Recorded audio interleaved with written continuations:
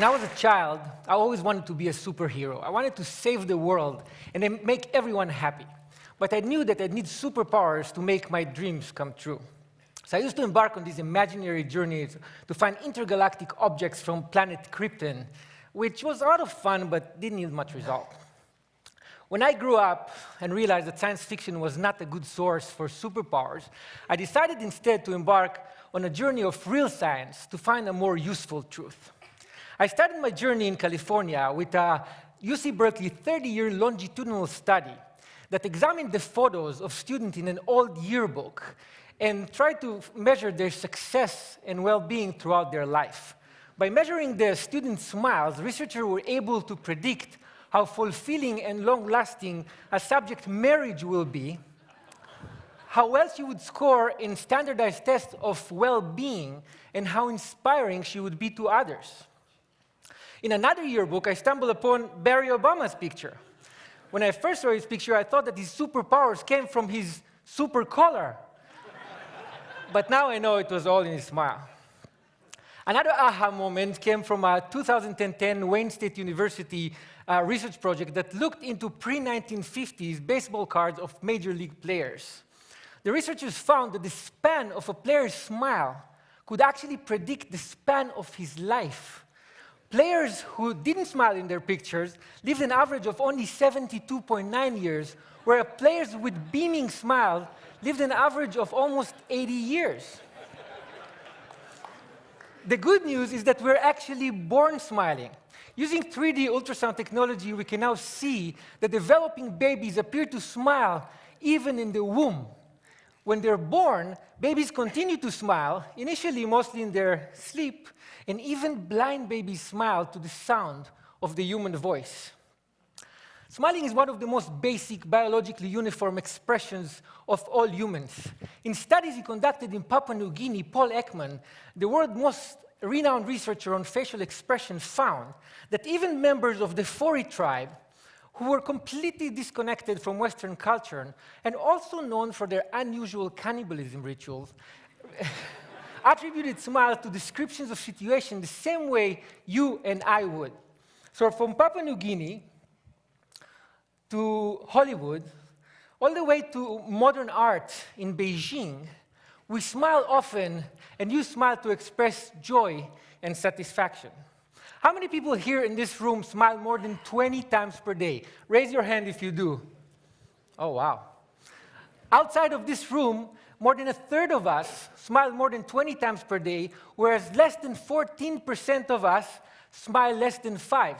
In fact, those with the most amazing superpowers are actually children who smile as many as 400 times per day. Have you ever wondered why being around children who smile so frequently make you smile very often? A research study at Uppsala University in Sweden found that it's very difficult to frown when looking at someone who smiles. You ask why? Because smiling is evolutionarily contagious, and it suppresses the control we usually have on our facial muscles.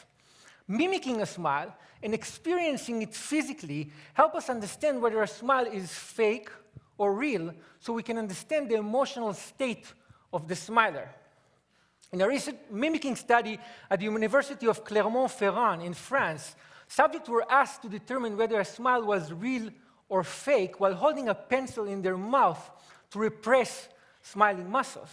Without the pencil, subjects were excellent judges, but with the pencil in their mouth, when they could not mimic the smile they saw, their judgment was impaired.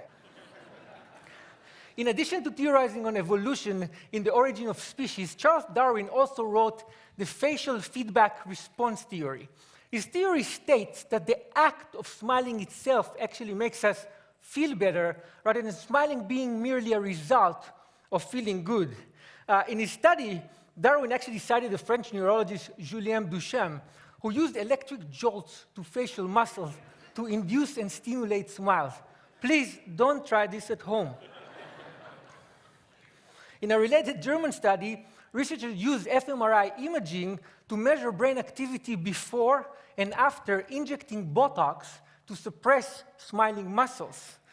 The findings supported Darwin's theory by showing that facial feedback modifies the neural processing of emotional content in the brain in a way that helps us feel better when we smile. Smiling stimulates our brain reward mechanism in a way that even chocolate, a well-regarded pleasure inducer, cannot match. British researchers found that one smile can generate the same level of brain stimulation as up to 2,000 bars of chocolate. Wait, the same study found that smiling is as stimulating as receiving up to 16,000 pounds sterling in cash. That's like 25 grand a smile. It's not bad. And think about it this way. 25,000 times 400, quite a few kids out there feel like Mark Zuckerberg every day. And unlike lots of chocolate, lots of smiling can actually make you healthier. Smiling can help reduce the level of stress-enhancing hormones like cortisol, adrenaline, and dopamine, increase the level of mood-enhancing hormones like endorphin, and reduce overall blood pressure. And if that's not enough, smiling can actually make you look good in the eyes of others. A research study at Penn State University found that when you smile, you don't only appear to be more likable and courteous, but you actually appear to be more competent.